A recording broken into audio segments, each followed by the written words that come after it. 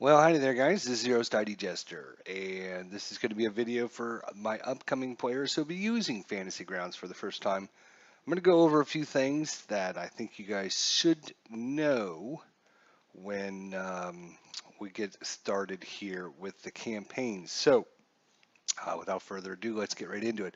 So, first thing I should say is um, your Fantasy Ground version, because you're playing with the demo version, may or may not have all of the buttons and the tabs and everything that I talk about in the video. I don't know because I can't actually download and play the demo version because I actually bought Fantasy Ground. So I can't actually download your version and show you what you might see on your screen. So just keep that in mind. Everything I show you, you may or may not, it might be a different layout or whatever, but I mean, that's kind of what you want to do. So what's going to happen is when you load up Fantasy Grounds, you're going to want to join the game.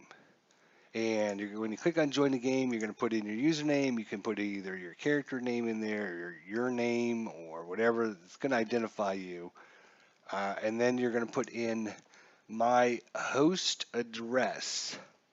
So this will be, I'm going to email that out to you guys, and you'll have that in the email, and then you just put that address in there. It's going to be, like a number dot number dot number dot number. There should be like four numbers separated by dots, and hopefully then you hit, I don't know if it'll give you like a connect button or something on there. I don't know, or if you just hit start. Some way you got to tell it, yes, connect to that IP address. Hopefully, if everything goes well, we'll have that.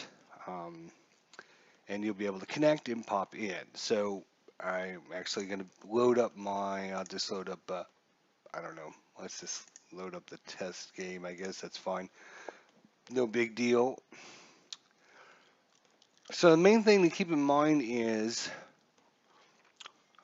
what you see on your screen and what I see on my screen could be totally different. Everything you do on your setup can be different than what I have on my screen at any time. You might have a logo in the middle of your screen. You might not have a logo on your screen. We'll talk about that here in a minute. You may or may not see lots of buttons. Okay, you may not. If you click on the library tab down here in the bottom right hand corner, you may or may not have options to other, you know, different, how many buttons you have access to. Probably as a player, you're probably just going to have these buttons here. If you see I have all the buttons, again, because I'm the Dungeon Master and I've got the full version, you may or may not have access to all of that information. So just keep that in mind. Pretty much, it's going to be hard for me to tell you, hey, go to this button and click on this button. If you don't see that button, then click on your library and see if you have access to more buttons or different kind of buttons or whatever. All right. Um, Once you join the game, you should be able to click on PCs, and I should be able to give you access to it. I will give, I can give ownership to the different characters on my PC, or you may have to upload your character sheet. If you need to upload it, you're going to click on the upload button and then click on the import character file, and then you're going to select your character file and import it into the game. If you don't, then you should be able to just, I should give you access to it. And again, this is going to be hard to show without someone connecting, but I would give access. I think there would be a button that says give access to, and then it lets me choose whoever logged into the game and give them access to it. So uh, anyway, so that's that. So if I've got your character sheet already on my computer, you haven't updated it, you haven't done anything to it on your end, then you should be able to connect, download it, and you should have access to it. So your PC, once you have access to it, we'll just load up this guy, that's fine. So one thing to keep in mind is wherever you put your sheets, like if we put the sheet over there, right? and then I open it again, you notice the sheet goes over there. If I leave the sheet over, if I leave the sheet over here and I close it out, look, it's over there. So wherever you can kind of set up how you want to do it.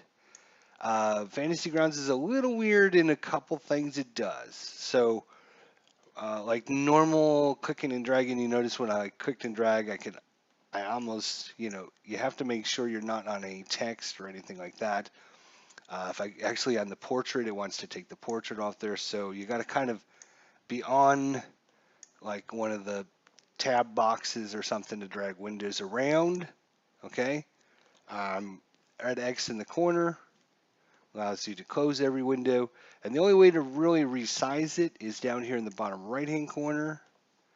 And you can resize to your heart's content. What I would recommend you do is come over here to your chat box and right click and unlock it. If you try to do something with it locked, it won't do anything. So we're probably not going to be using a lot of chat. You'll be able to see the dice rolls and stuff in that, but we don't need such a big box. You're probably going to need room for your character sheet and everything. So I would kind of minimize that to about that size, drag it down here, and then right click lock it. So now if I accidentally click on something, it's not going to drag the box somewhere I don't want it to go. If you are dragging your boxes around, right click and lock them so they will stay in positions. And then maybe if you can, maybe squeeze your character sheet over here because you want to see this side over here is going to be for maps and such. The other thing I would do is you can set up your character, your attack values and all that down here at the bottom bar down to the bottom. You see it was 1, 2, 3, 4, 5, 6, 7, 8, 9, 10, 11, 12. You can actually hold your control key down and you see it switches to C 1 through 12. And you can also hold the shift key down and it goes shift 1 through 12. So you can actually have 36 different macros programmed in. So there's no excuse why you shouldn't have everything set up quickly.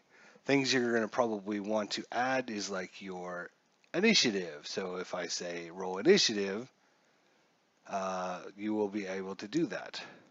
So the way you do it is just click, hold your left mouse button down, drag it all the way down to the box and let go of it. And you will see now it highlights and says initiative. When you want to activate one of your boxes, you don't need to click and drag the dice. It'll automatically, all you have to do is actually just click on the button and it'll actually roll initiative for you. And we can see that by scrolling down the list. So there's always these little bars on the side of each of the boxes. So you might need to scroll those down to keep them down so you can see all the pertinent information. Your character sheet has actually a bunch of tabs. They're kind of actually hard to see, but you have like a whole bunch of different tabs here along the side. Each tab does something different. So you probably want to put like your initiative in there. You probably want to, I don't actually have any items for this guy because this was just a test character that I was imported. So,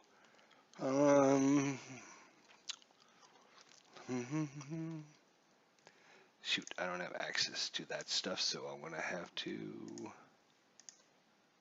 just get it all. Items. Let's just give them a weapon, say long sword. A long bow, that's fine. Long bow. Let's say long sword. Okay, now when I go into actions, you see it already has all that information in for me. I can actually take my long bow, attack, bring it down here, and you can see right there, and I can actually take the damage and do the same thing. So if I'm going to move my character or do whatever and then attack with my longbow, all I have to do is attack, and 13, DM says it's a hit, I roll my damage, boom, there's the damage, etc., etc. Do the same thing with the longsword, with your attack spells or spells that you're going to be casting a lot, especially your cantrips that don't cost any Spell slots, you probably cast those quite a bit, especially at lower levels. If you find your dice kind of get messed around as you're moving things around, all you have to do is right click your screen and go to arrange dice. Pretty much a right click will give you a bunch of menus. So you see it pops all the dice down here. If the DM says that you have advantage on your attack, what you want to do before you do your attack is you can click on the advantage button. And then when I do my attack, it'll automatically roll the dice for me. I don't need to roll 2 dice or whatever.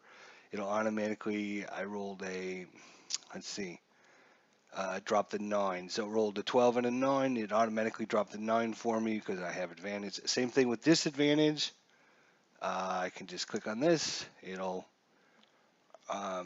14 and 15. It dropped the 15 because I have disadvantage. There's my total, etc. You can put in a modifier if the oh, I'm giving you a +2 this attack. Obviously, click on the +2 button or whatever. All that stuff. So that's kind of how that works. There's going to be a combat tracker, which you can probably, I think you guys have access to that. You can kind of see if I tell everyone to roll initiative, you click on your initiative, right? And you got a 22. There it is. So you see Lightfoot is rolled his initiative at 22. On my screen, it'll automatically arrange them from top to bottom. If I had the other characters roll theirs, they would pop in there as well. All right, so let's talk about maps and such because that has been a real problem. Just for me, it's been a real problem. So I'm sure for you guys, it's going to be a real problem. I'm going to load up a map here. Don't want monsters. I would like maps. Thank you. All right. So this is kind of a smaller map. The way it works in Fantasy Grounds, again, down in the bottom right-hand corner, I can adjust the size of it. We're going to talk about some more stuff here with being able to manage your maps. Again, you want to click on, different parts of it to drag it around. You can use your scroll button on your mouse to zoom in and out, which I'm going to kind of show you a few things here, especially when you're talking about bigger maps. Sometimes the maps are too big. You can right click and go to resize and then go to small size, and it should make them a little bit smaller, so then you can, resize them. The other thing you can do is hold the control key down, and you can notice this little button down here in the bottom right hand corner. It changes. And now when I left click and drag, it'll resize my screen of my map. You can see that it doesn't adjust the map, it just adjusts the size of how big how big the window is that the map is showing through. So the control key will allow you to do adjust the size of it. Now, this one is crucial, especially when you're talking about bigger maps. This yellow button down here. Unlike a lot of software or computer programs out there, you can't just like click and drag to hold. If I wanted to like go down on the map, I can't do that. What I have to do is actually use this button here, and I hold my mouse button down, you can see, and then I drag my mouse button down, or I drag my mouse button up or left or right or whatever. It took me the longest time to figure out.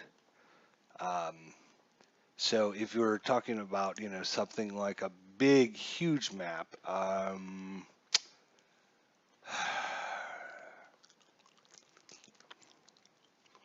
don't know how big this one is. There we go. So that is a huge, huge, huge map, right?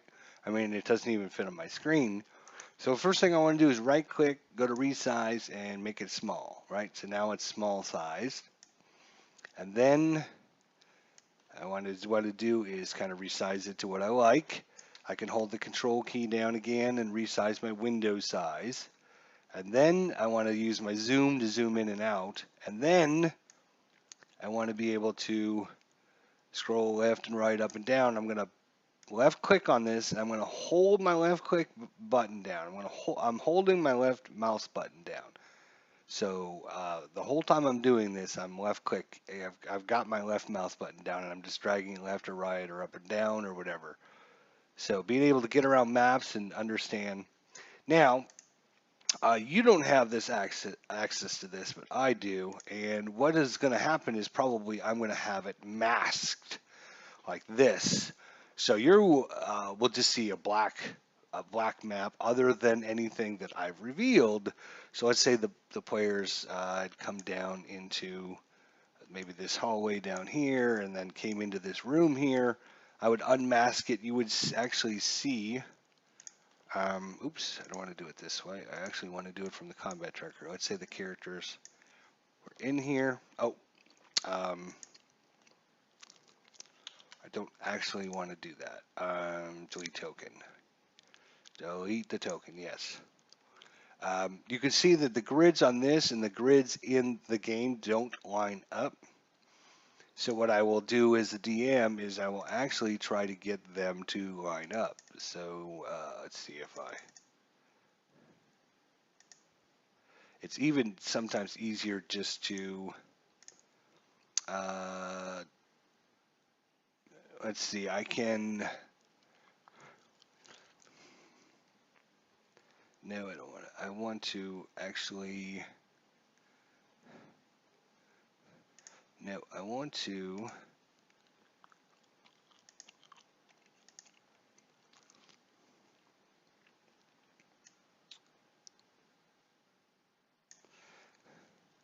nope, I want to set I don't want to mask. I want,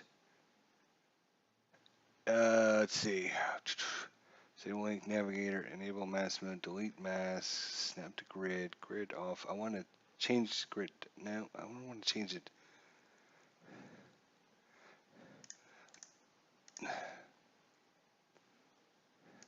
Grid off. Set grid. There we go. So what I'm going to be doing at this point is setting the grid so that everything matches up. And you can see it's slightly off. It's a little bit too big, so I can make it a little bit smaller.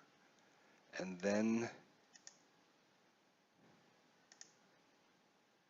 and it's still, let's go down one more size there. And I think,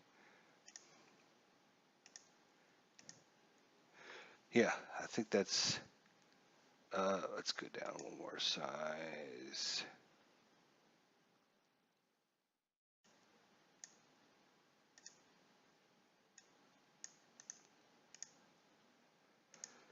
Turn the grid off, turn the grid back on, and allow me to, I think they're size 70 if I recall. So there we go. And yeah, see that matches up pretty good now. So the important thing with that is with the grid on, when I bring the characters in there, you notice all the characters will snap to the grid. So I can't like put one in between. Well, I guess I can. Do I have that feature?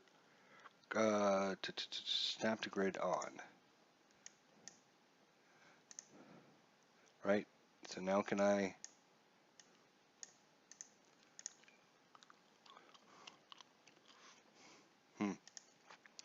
But anyways, it's the most important part of this is it sizes the characters. So even if I zoom way out, it changes the characters to match the size of the map. Again, if I zoom in, look, oh my gosh, I'm all screwed up. No, no. Left click, drag and hold and go over. If you're not sure, zoom way out on your map, right click it, resize, make it small, whatever you got to do. And then you can start zooming in a little bit. And wherever you put your map on your page doesn't affect me whatsoever. Everything you do on your computer is completely different than what I do on my computer. So if this was the case, if this was the setup, let's just throw in a encounter here real quick. Let's go to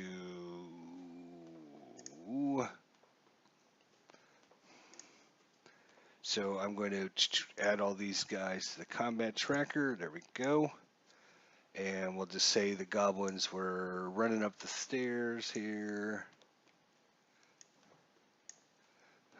There we go. Put them there.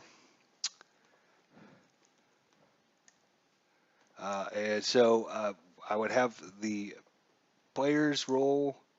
I can actually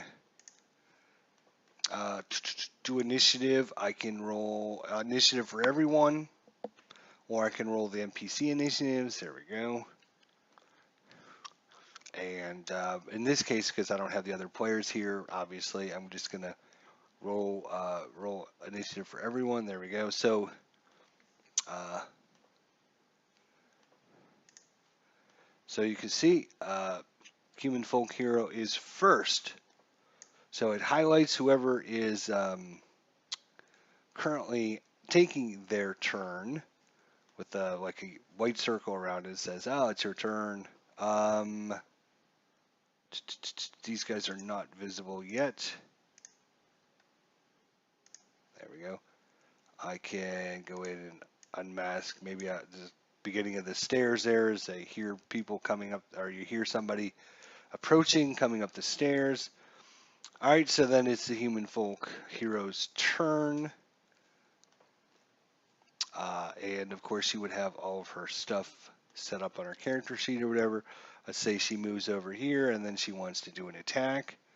What she can do, let's look at human. Does she have any actions? She doesn't, because she doesn't have any inventory. Again, I was just importing characters and trying different things out. So these characters aren't really anything, but I can quickly just give her a long sword and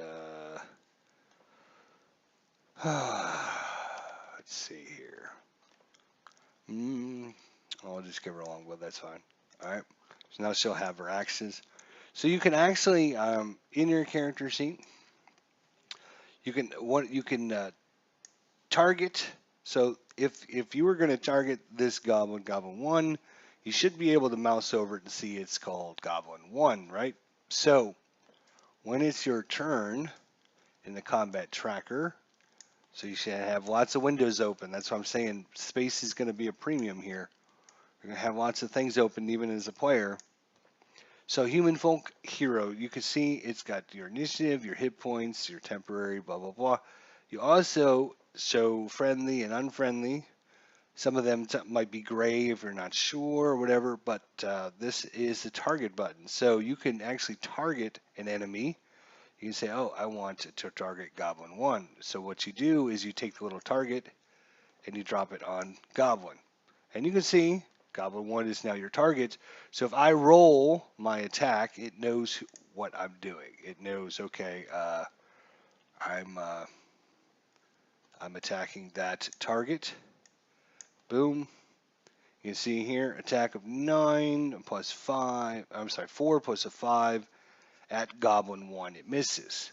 All right, so that's one way you can do it. The other way you can do it is you can actually just take your, if you don't want to go through the trouble of targeting Goblin 1, to clear out your targets, you just click on the clear button. You can notice the target went away. The other thing you can actually do is take your dice and actually just drop it on whoever you're attacking. So you can see I'm taking, let's say my longsword here, and I just drop it on Goblin 1. You will notice in the combat tracker, attack of 15 at Goblin 1. It knows if you drop the dice on that, you are targeting them.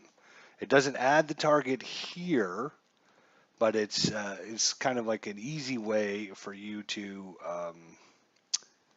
be able to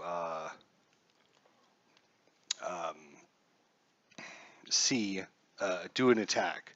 So again, I'll go through those two ways again, right? So you get the combat tracker up here in the top right-hand corner. Top right-hand corner. You can say target, and you can choose your target, and then you can just roll the dice by taking your attack and just dropping it into the chat window.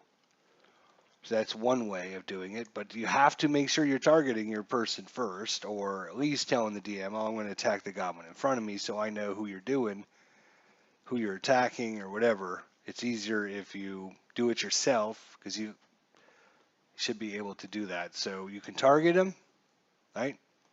Or if I clear out the target, you can just take the dice and say, okay, I'm going to drop it on Goblin 1. Right? If you've already got all of your your different uh, setups here for all of your quick bar here. So if you had your attack longsword and your damage for longsword, all you'd have to do is then, okay, well, I'm going to use my longsword, so I'm just going to target this goblin right there, and then I would just click on that. Boom, just like that, because I've now set my target, and I've used my attack. So there's a couple other things you can see in here, all of your stats.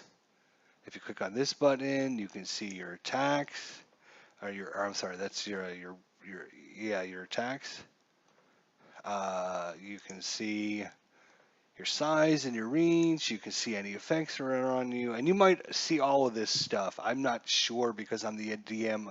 I don't see all that stuff, but you'll see what happens when I go to Goblin here, because if you want to bring up your character sheet from here, you can just click on the little icon over here. It brings up your character sheet. See if I close it out. There it is, like that.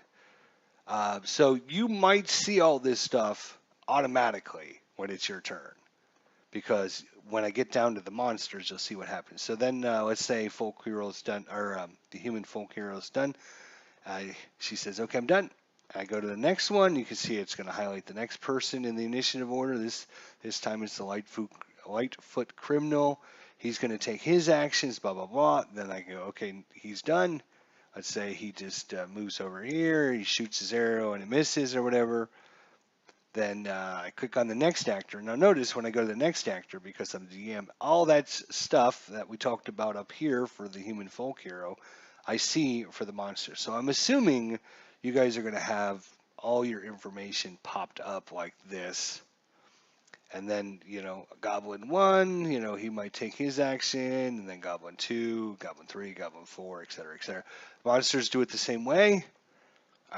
If I'm, let's just say the Goblin comes in the room and comes over to attack this guy, I can just take my attack dice, drop it right on his head, and you notice it says rolled an 8 plus a 4 against the Lightfoot criminal on a miss.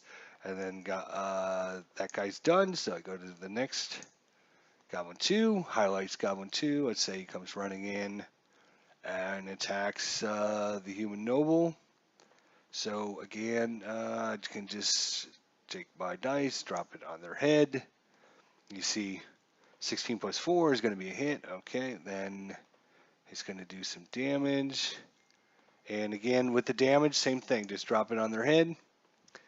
And did 3 damage.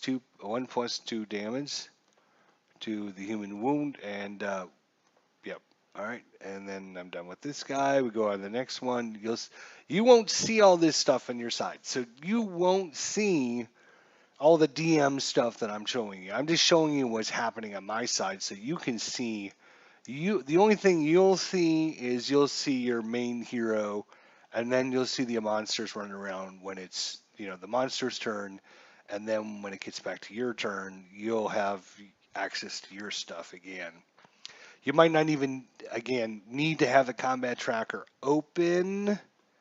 You could probably just leave that closed because you're not going to really need that for much. Occasionally, you might want to pop it open to see, okay, when am I going to go? I'm going to go after, let's say I'm playing the character of the human noble. All right. So I know I'm going to go right after the goblin. So I should be prepared to activate or do whatever I'm going to do when the goblin turns are done. So, I, as the DM, I'm going to have this open because I've got to rotate through the different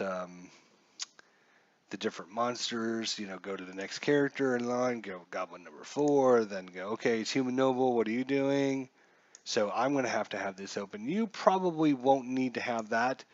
Probably the only thing you're going to need to have open, actually, don't do it that way. We don't want to do it. We want to do it from the combat tracker. Oh, no, we don't want to do it that way either. I want to do it this way. Because now I've got a portrait out there that I don't need. So probably what you're going to need is you're just going to need your character sheet open. You're probably going to need obviously you're going to need your dice window open. You probably maybe you're probably not going to need the combat tracker. You're probably going to need the map open. Um, and again, you're not going to have access to do things on it like me. You're not going to, the only thing you're going to be able to control is your own character. Obviously, each square is going to be 5 feet. So if you wanted to move, say, 30 feet, it'd be 5, 10, 15, 20, 25, 30, right? And I would do it that way. It's important that you move your character 5 feet at a time because let's say, for example, you go 5, 10, and I go, oh, there's a trap there, and you fell into a pit. If you just take your character and drag it over there, I'm not going to know how you got over there. So move your character 5 foot at a time, 5, 10, 15, 20, 25, oops, 30. Sometimes you get in a space with another person, it can be a little confusing. Um, so there. And then remember, the hardest thing is remembering to hold your left mouse button down so you can drag the window there. Again, you can, whoa. I actually hold my control key down. But it's because I'm in that mode, I think. Here we go. All right. Yeah, left click to drag. If I hold the control key down, yeah, okay. I was just wondering. Okay. So yeah, managing your map again. If you move your map, over here, and you have your character sheet over here, I'm not going to know. It's up to you to figure out the best way. What's your best setup. It might take you a little time to work on it and figure it out. Because you only have access to just your character, you should be keeping track of all of what you got. If you need to look something up on your character, oh man, what's this rustic hospitality?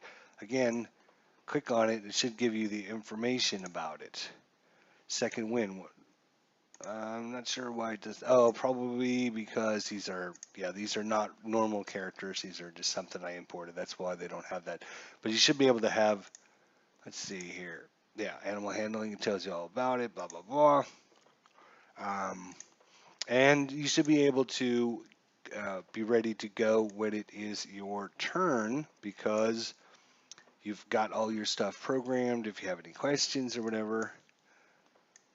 So yeah, just a tutorial to help you guys figure out how to manage things. I guess, the map management and being able to move around the map, I had the hardest time when I loaded this map earlier until I figured out that because I kept clicking on this and going, okay, I click on this, nope.